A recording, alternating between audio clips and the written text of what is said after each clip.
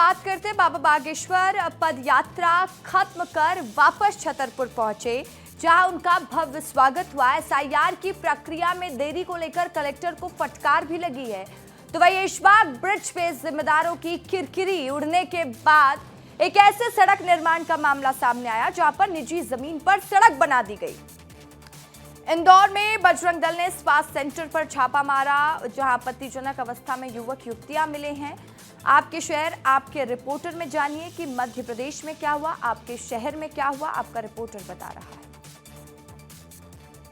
मध्य प्रदेश में किसानों को अब खाद होम डिलीवरी मिलेगा। ऐसी पहल सरकार पहली बार मध्य प्रदेश में करने जा रही है। इसकी खूब सराहना हो रही है। पायलट प्रोजेक्ट के तौर पर इसकी शुरुआत की जाएगी। इसका सीधा लाभ लाखों किसानों को मिलेगा। खाद के लिए लगने वाली किसानों की लंबी लाइनें और खाद को लेकर मारामारी अब खत्म होने वाली है। अब गैस सिलेंडर की तरह ही किसानों के घरों में खाद पहुंचने वाला है। बाकायदा सरकार की ये शानदार पहल 3 जिलों से शुरू होगी। विदिशा, शाजापुर और जबलपुर, ये वो 3 जिले हैं जहां सबसे पहले खाद की होम डिलीवरी शुरू होगी। इसके लिए किसानों को खाद की बुकिंग करनी होगी और बुकिंग के दौरान होम डिलीवरी का विकल्प चुनना होगा।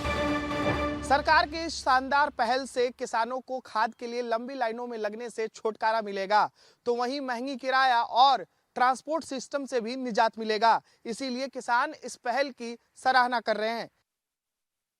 राजधानी भोपाल में 90 डिग्री का पुल सामने आया, उसके बाद एक ऐसा मामला सामने आया जहां पर सड़क का निर्माण कर दिया गया और अब सड़क को खोदा जा रहा है। नरसिंहपुर से आई ये तस्वीर हैरान करने वाली है। जो सड़क तस्वीरों में दिखाई दे रही है उसका निर्माण करेली के महादेव बाड़ में हुआ है। बताया जा रहा है कि सड़क निर्माण के बाद लोगों ने उसमें से कुछ हिस्सों को अपना निजी प्लाट बताया। मामले की जब जांच की गई तो लोगों का दावा सही पाया गया, लिहाजा अब नगर पालिका ने सड़क तोड़ने का फैसला लिया।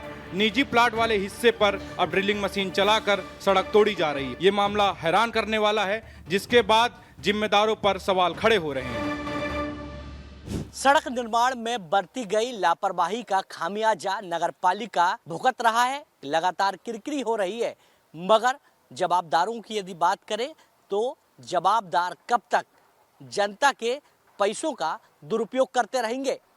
कैमरा पर्सन वीरेंद्र नागर के साथ विवेक रड़ा, विस्तार न्यूज, भोपाल।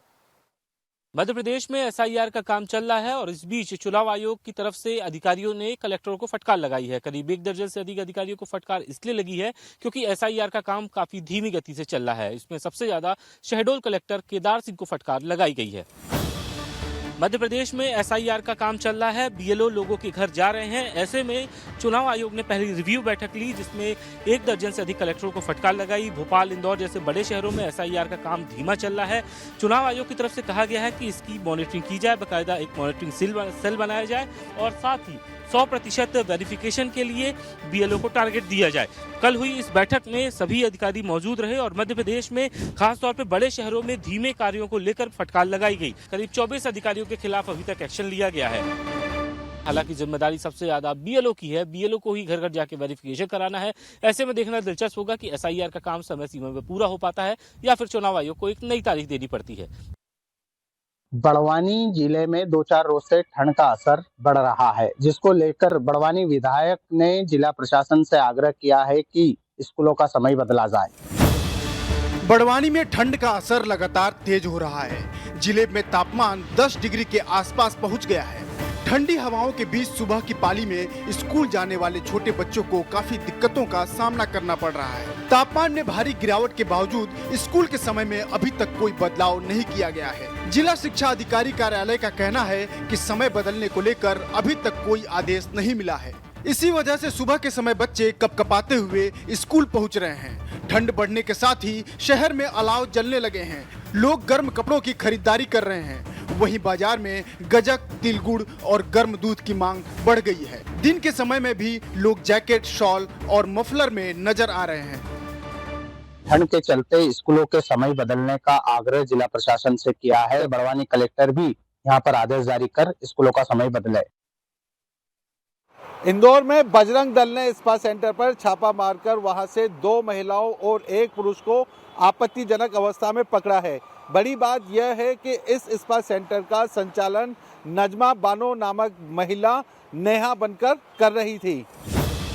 इंदौर के राजेंद्र नगर थाना क्षेत्र में स्थित feel good unisex salon and spa centre पर बजरंग दल ने देर शाम छापा मारा। स्पा के कमरों में तलाशी के दौरान एक पुरुष और 2 महिलाएं आपत्तिजनक हालत में मिली। मौके से कई आपत्तिजनक वस्तुएं भी बरामद हुई हैं। नजमा बानो पर आरोप है कि वह नाम बदलकर काम कर रही थी और महिलाओं को गलत गतिविधियों में शामिल करवाती थी। बजरंग दल के पदाधिकारियों ने दावा किया कि यहां लंबे समय से संदिग्ध गतिविधियां चल रही थी। फिलहाल पुलिस उन सभी लोगों से पूछताछ कर रही है जो स्पा सेंटर से मिले हैं। साथ ही सेंटर के दस्तावेजों और लाइसेंस की भी जांच की जा रही है।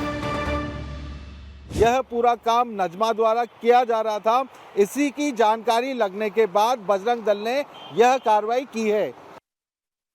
तीर्थनगरी ओमकारेश्वर में ममलेश्वर लोक परियोजना का विरोध अब बड़ा रूप लेता जा रहा है। स्थानीय संत समाज और स्थानीय नागरिक ओमकारेश्वर बंद को लेकर अड़ गए। तीर्थनगरी ओमकारेश्वर में ममलेश्वर लोक परियोजना के विरोध ने बड़ा रूप ले लिया है। संत मंगलदास त्यागी के आश्रम में हुई बैठक के बाद स्थानीय नागरिकों ने 3 दिन के ओमकारेश्वर बंद का ऐलान कर दिया है। इसके साथ ही दुकानें, नाव संचालन, टेम्पो सेवाएं, गेस्ट हाउस और व्यापारिक प्रतिष्ठान पूरी तरह से बंद कर दिए गए। यहाँ ममलेश्वर लोक परियोजना के विरोध में चिंगारी तब भड़की जब सांसद मंगलवार को नागरिकों से चर्चा और समाधान के लिए तय समय पर नहीं पहुंचे। लोगों का कहना है कि वोट मांगने के लिए बड़े नेता गलियों में घूमते हैं, लेकिन हमारी समस्या सुनने कोई नहीं आया। इसी नाराजगी ने नगर में पूरी तरह से बंद की स्थिति पैदा कर दी है। फिलहाल ओमकारेश्वर बंद का बहुत ज्यादा असर स्थानीय नागरिकों और स्थानीय व्यापार पर दिख रहा है, लेकिन ये ओमकारेश्वर बंद कब तक रहेगा, यह प्रशासन और नागरिकों और संत समाज की बातचीत पर निर्भर करता है। 150 किलोमीटर लंबी बागेश्वर बांके बिहारी मिलन पदयात्रा के बाद पंडित धीरेन्द्र कृष्ण शास्त्री अपने धाम पहुंचे, जहां भव्य तरीके से उनका स्वागत हुआ। ढोल, नगाड़े, डीजे और पुष्प वर्षा के साथ धाम भव्यता के साथ खिल उठा।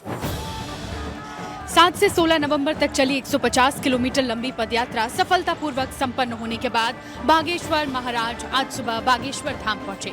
जैसे ही उन्होंने धाम की सीमा में प्रवेश किया, श्रद्धा का माहौल उत्साह में बदल गया। ढोल नगाड़ों की गूंज और पुष्प वर्षा के साथ उनका अभूतपूर्व स्वागत किया गया। राष्ट्रीय राजमार्ग पर धाम से करीब 5 किलोमीटर पहले ही सैकड़ों भक्त महाराज की अगवानी के लिए खड़े थे। डीजे, ढोल, ताशे, पुष्पहार और जय घोष के बीच भक्तों ने महाराज का उत्साहपूर्वक अभिनंदन किया।